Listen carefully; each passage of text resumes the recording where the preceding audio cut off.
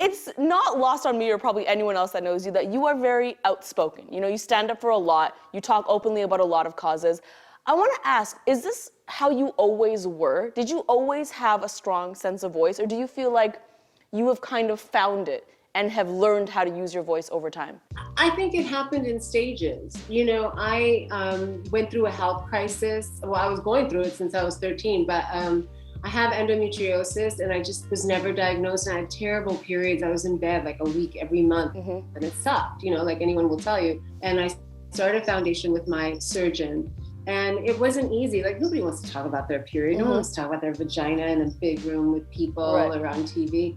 But I learned how to get over my fear because I felt that it was really important. And then that was a great training ground and great practice for then joining forces with the ACLU, the American Civil Liberties Union, right after the election. And even before on the campaign trail, I was really angry by the characterization of immigrants in this country by Trump and, you know, all the people around him like Steve Bannon and Steve Miller and other people named Steve. And they were talking such smack about immigrants. And I grew up in an immigrant community and I knew lots of immigrants from all over the world. And that was not my experience. They weren't rapists and murderers. They freaking built this country, you know? And that's what, to me, that is what makes America great, not all the other stuff.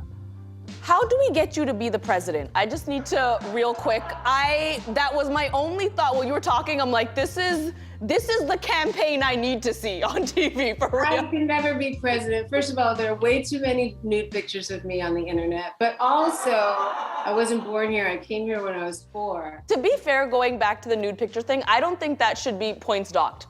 I think that should be yes, we want a president who feels comfortable with the human body. We want that. You know, it's so funny because I'm from a middle class, very conservative South Indian family. When I was in my 20s and I was modeling, you know, it was in the 90s, so the internet was not the behemoth of danger that it is now. So you could do and get away with it because nobody would see it in India or in America.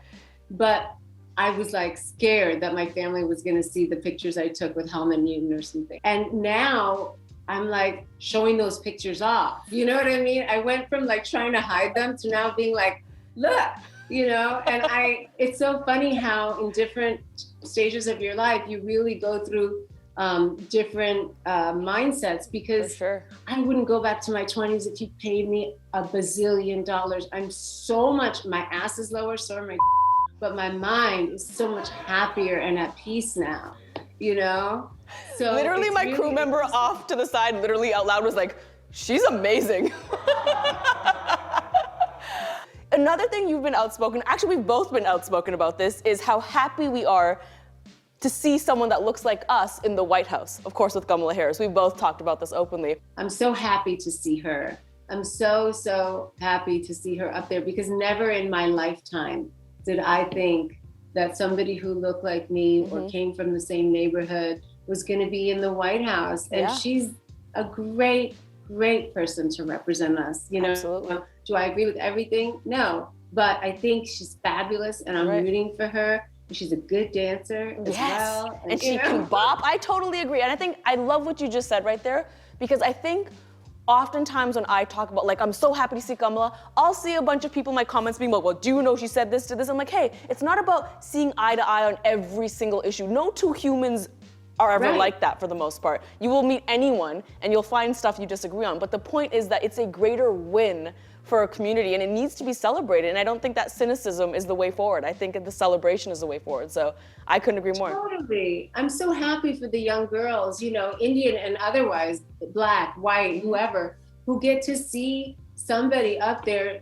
swearing and taking the oath of office because it never occurred to me to get into government when I was a kid. It just, you know, it's nice to see people who actually look like the country. And I love that she's not only Indian, but that she's African American and Indian because it tells you that there's this beautiful, delicious mix of cultures in this country that makes us unique. Yes, absolutely. So of course, Mother, we have to talk about Top Chef coming back for season 18. Congratulations. Most of us hadn't worked in months.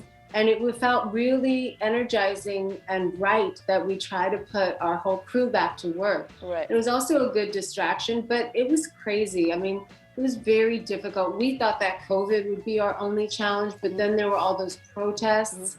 There was a Proud Boys convention, a drive-through with all those trucks when we started. And then there were the fires, of course.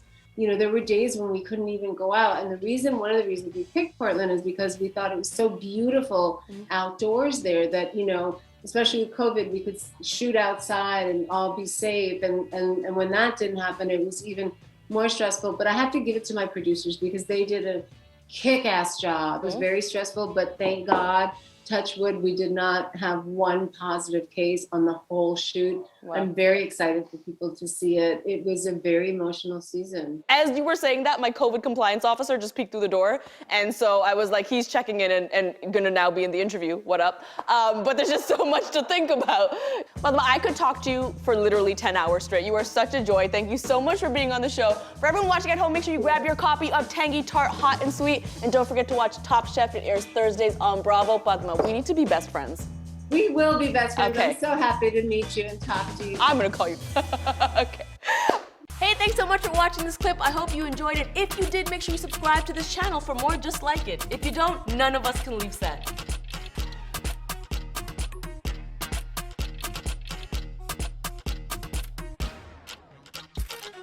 Thanks!